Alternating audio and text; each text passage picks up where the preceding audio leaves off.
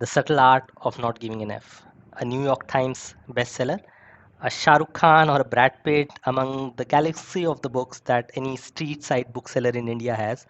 A book that would probably laugh if an orange were to say I'm orange, because this one is so freaking orange. Bluntly honest, mildly offensive, but a book that often makes good point. I would rate it 7 on 10. Why? Let's dive in.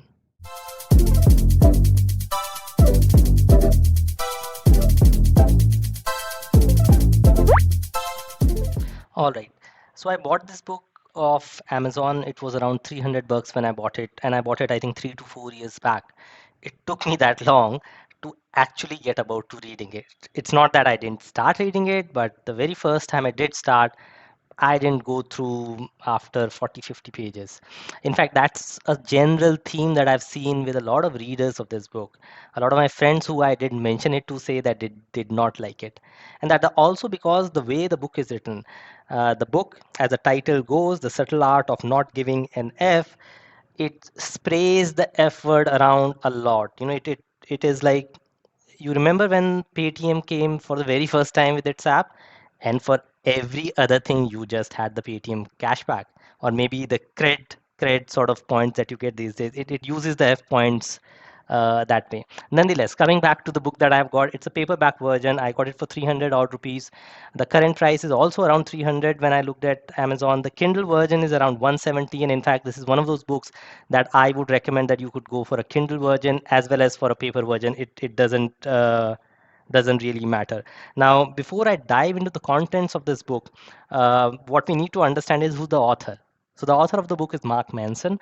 If you're aware of Mark Manson, great. If you're not, then he is a superstar blogger, and he is someone who has a certain way of writing the book and a certain way of even when he blogs. Now, the way he writes those stuff is something that at times can get onto your nerves and you may not like it, right? So therefore, the readers of this book would be either they love the book or they would say, oh, I just did not like the book.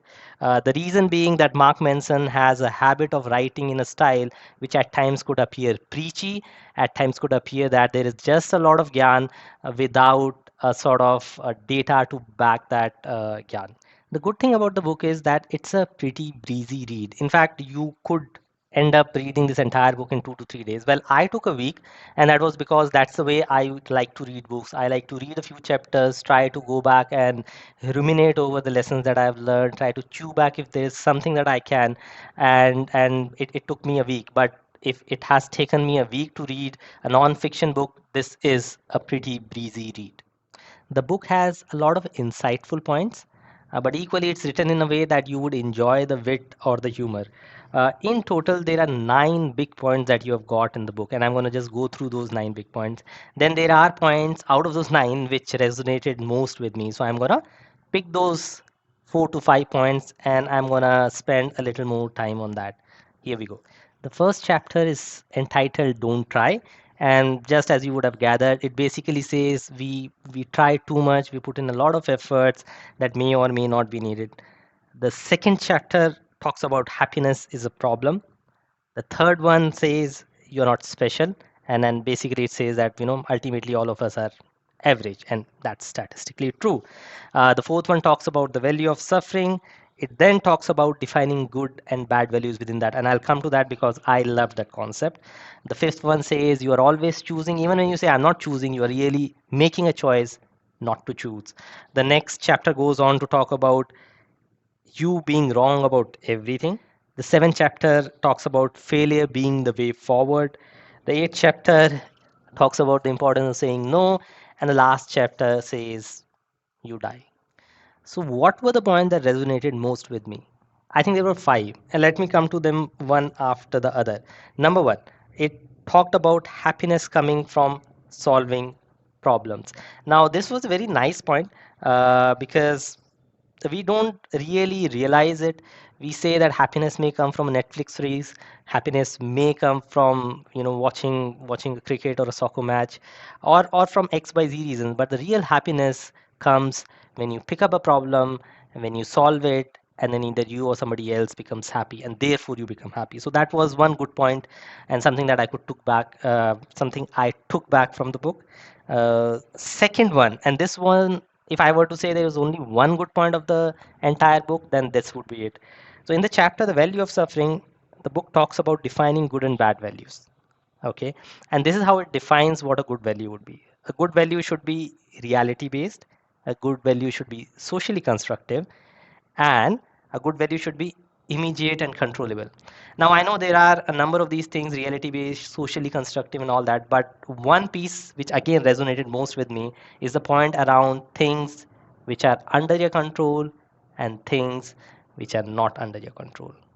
Now, this as a concept is also something which is very close to the philosophical aspects of Stoicism. Stoicism also says there are things which are not under your control and you shouldn't worry about that, and there are things which are under your control, and those are the ones that you should really worry about, and those are the things that you should do anything about, right?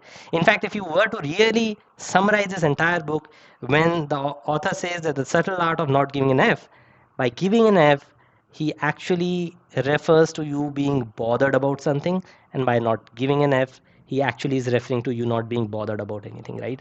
So from that perspective, the values one should really have is something which is under their control. Now if I were to take an example of this video, what is under my control is that I should prepare for this content. Of course I should have read the book, and then I should do this delivery.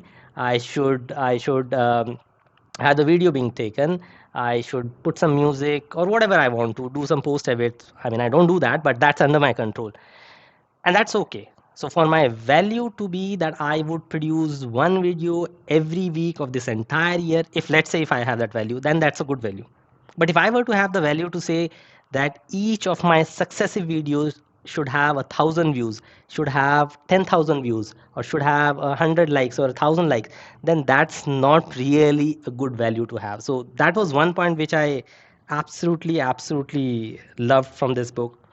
Third point, which I really liked, was being careful of what you believe.